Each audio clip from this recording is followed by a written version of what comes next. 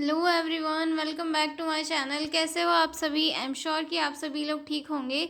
तो चलिए स्टार्ट करते हैं आज का नया क्वेश्चन। आज के क्वेश्चन में हम लोग जो है कम्युनिकेटिंग और नॉन कम्युनिकेटिंग हाइड्रोसेफेलस में डिफरेंस पढ़ने वाले हैं। ठीक है, बहुत ही इजी और सिंपल लैंग्वेज में आपको समझाने की कोशिश करूंगी, क्योंकि ये बहुत इंपॉर्टेंट क्वेश्चन है और प्रीवियस ईयर के क्वेश्चन पेपर में पूछा भी गया था। तो चलिए इसे स्टार्ट करते हैं। ठीक है, सबसे पहले इसे स्टार्ट करने से पहले आपको ये समझना होगा कि हाइड्रोसेफेलस क्या है। ठीक है, हाइड्रोसेफेलस जो वर्ड है, ठीक है, इसमें दो वर्ड मिले हुए हैं। फर्स्ट तो हाइड्रा, दैट मीन्स कि वाटर, और सेफेलस जो किससे रिलेट करता है? ब्रेन से रिलेट करता है, यानी कि हमारा जो ब्रेन होता है उसमें वाटर। अब ब्रेन में वाटर कौन सा प्रेजेंट होता है?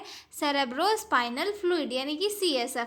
ब्रेन में वाटर का अमाउंट जो है ज़्यादा होने की वजह से ब्रेन के जो वेंट्रिकल्स होते हैं वो इनलार्ज हो जाते हैं, जिसकी वजह से ब्रेन का जो साइज है वो बढ़ जाता है, और उसी बीमारी को क्या कहते हैं? हाइड्रोसेफेलस कहा जाता है। ठीक है, ये जो सेरेब्रोस्पाइनल फ्लूइड है वो सब एरेक्नोइड स्पेस में बहता हुआ रहता है, और ये क्या करता है?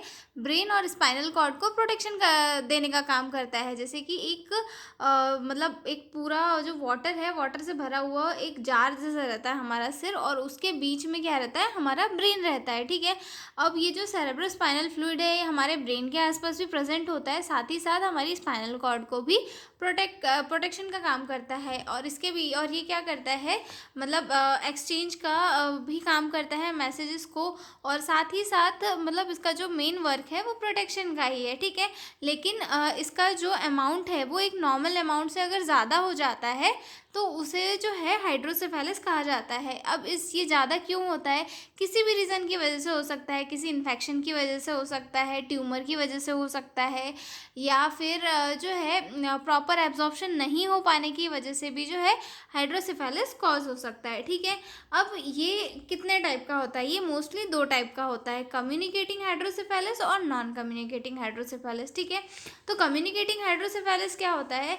इस टाइप में जो वेंट्रिकल्स होते हैं वो एक दूसरे से कम्युनिकेट करते हैं, यानी कि उनके बीच जो सेरेब्रो स्पाइनल फ्लूइड रहता है वो फ्रीली फ्लो कर पाता है, और उसे जो है उन दोनों के बीच में फ्लो करने में कोई दिक्कत नहीं होती।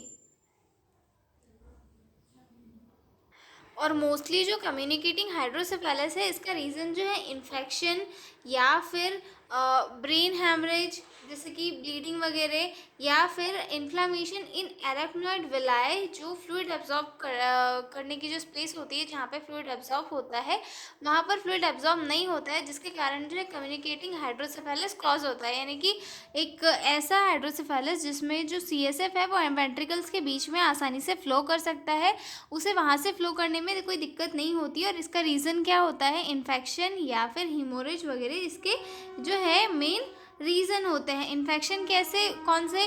जैसे मेनिंजाइटिस हो गया, ब्रेन अब्सेस हो गया, ये इसके मेन कॉजेस होते हैं। ठीक है, उसके बाद अगला पॉइंट आता है हमारा नॉन कम्युनिकेटिंग हाइड्रोसेफेलस। अब नॉन कम्युनिकेटिंग हाइड्रोसेफेलस क्या है?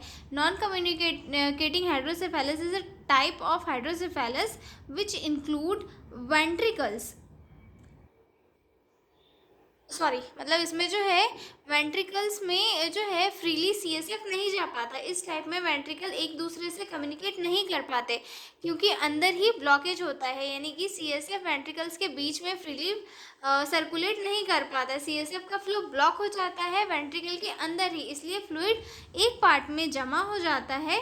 ठीक है, और ये जो मतलब कोई भी साइट है जहाँ पे कोई ब्लॉकेज आया है या ऑब्स्ट्रक्शन आया है, तो वहाँ पर जो है ये अटक जाता है, और जो CSF है पूरे ब्रेन में अच्छे से सर्कुलेट नहीं कर पाता।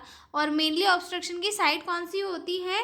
एक्वेडक्ट ऑफ साइल्वियस जो एक साइट होती है, यानी कि मिड ब्रेन के बीच में जो है एक साइट, वहाँ पर ब्लॉक हो जाता है।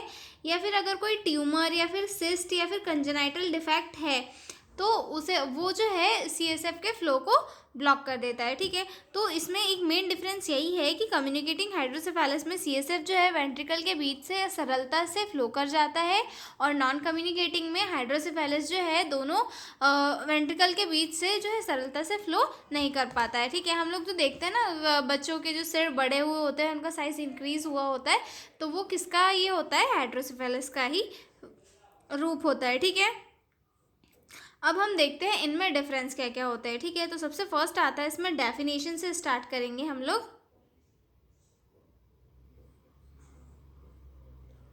Definition, CSF flow between ventricles but absorption is blocked. इसमें जो होता है कम्युनिकेटिंग हाइड्रोसेफेलस में हमने इसका मेन रीज़न क्या देखा था कि जो CSF का एब्जॉर्प्शन था वो ब्लॉक हो गया था। तो इसमें जो है CSF वेंट्रिकल के बीच से फ्लो तो करता है लेकिन उसका जो एब्जॉर्प्शन है वो ब्लॉक हो जाता है, ठीक है। उसके बाद यहीं आता है non communicating hydrocephalus. CSF is blocked between ventricles so it can not circulate properly. और इसमें क्या होता है, CSF प्रॉपरली सर्कुलेट नहीं हो पाता है वेंट्रिकल के बीच में, क्योंकि इसका जो सर्कुलेशन है वो ब्लॉक हो चुका होता है, ठीक है। साइट ऑफ ऑब्स्ट्रक्शन, अब इनकी मेजरली कौन सी साइट होती है, no blockage inside ventricles, obstruction occur after CSF leave the ventricles. इस जो कम्युनिकेटिंग हाइड्रोसेफेलस होता है इसमें हमने देखा था कि वेंट्रिकल्स में CSF फ्लो हो रहा था, यानी कि इसमें कोई भी ब्लॉकेज की साइड या फिर ऑब्स्ट्रक्शन की साइड नहीं होती है। इसमें जो ऑब्स्ट्रक्शन कब कॉज होता है, जब CSF वेंट्रिकल्स को छोड़ देता है, मतलब वेंट्रिकल्स के बाहर आ जाता है, तो उस टाइम पे सीवियर इस पे जो है ऑब्स्ट्रक्शन कॉज होता है, उसके बाद में कहीं देखा जाता है। लेकिन जो नॉन कम्युनिकेटिंग हाइड्रोसेफेलस होता है इसमें जो है वेंट्रिकल्स के अंदर ही ब्लॉकेज कॉज हो जाता है और वहाँ पर CSF का फ्लो जो है रुक जाता है, ठीक है। अगला पॉइंट आता है कम्युनिकेशन। कम्युनिकेशन में ventricles communicate freely with each other. और जो कम्युनिकेटिंग हाइड्रोसेफेलस है इसमें ब्रेन के वेंट्रिकल्स एक दूसरे से मैसेज का ट्रांसफ़र कर सकते हैं, कम्युनिकेट कर सकते हैं फ्रीली एक दूसरे से, क्योंकि CSF फ्रीली फ्लो हो रहा होता है। वहीं पे नॉन कम्युनिकेटिंग हाइड्रोसेफेलस में दोनों वेंट्रिकल जो है ब्लॉकेज के कारण एक दूसरे के साथ कम्युनिकेट नहीं कर पाते हैं, ठीक है। उसके बाद अगला पॉइंट आता है हमारा कॉजेज़। इसके कॉजेज़ क्या क्या है, हमने कॉजेज़ पहले भी डिस्कस किए थे, जैसे कि ड्यू टू हीमोरेज और meningitis that affect CSF absorption.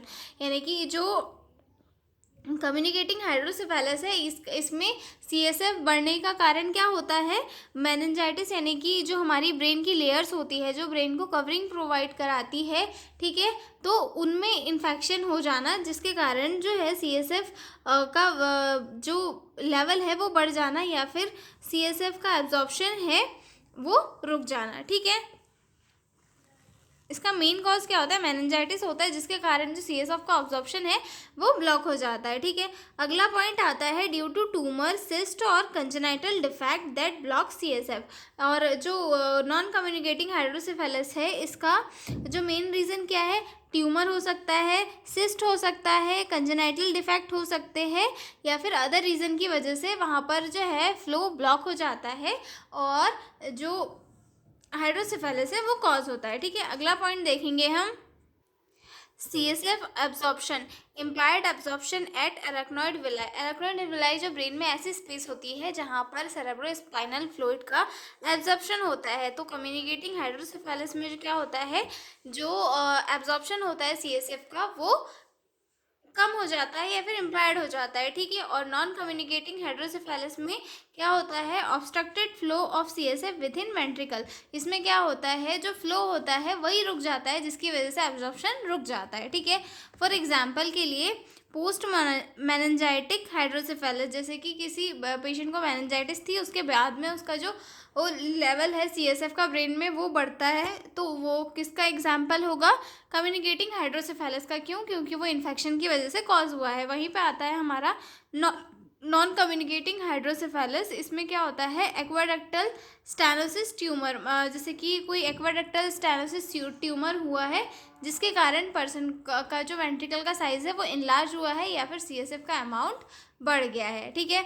उसके बाद आता है इसमें ट्रीटमेंट क्या किया जाता है, शंट टू इम्प्रूव एब्जॉर्प्शन। इसमें जो है शंट के थ्रू जो है एब्जॉर्प्शन को इम्प्रूव किया जा सकता है।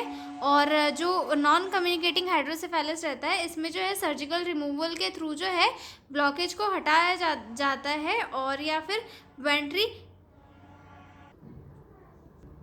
वेंट्रिकुलोपेरिटोनियल शंट के थ्रू जो है उस ब्लॉकेज को हटाया जाता है। ठीक है, तो ये था डिफरेंस बिटवीन कम्युनिकेटिंग और नॉन कम्युनिकेटिंग हाइड्रोसेफेलस। इसमें आपको सिर्फ एक चीज़ याद रखनी है कि जो कम्युनिकेटिंग वाला हाइड्रोसेफेलस है ये इन्फेक्शन के कारण होता है, और नॉन कम्युनिकेटिंग वाला जो है ट्यूमर और इसके कारण होता है। तो आप उससे याद रख लोगे कि चीज़ें जो है कैसे कैसे लिखनी है और डिफरेंस कैसे कैसे लिखना है। ठीक है, तो आई एम श्योर आपको ये समझ में आ गया होगा। तो मिलते हैं हम अगले वीडियो में एक नए क्वेश्चन के साथ, तब तक के लिए बाय बाय। और हाँ, PDF नोट्स चाहिए हो तो डिस्क्रिप्शन में मेरा मेल दिया हुआ है, उस पर कांटेक्ट करके आप लोग PDF नोट्स ले सकते हो। तो मिलते हैं हम अगले वीडियो में, तब तक के लिए बाय बाय।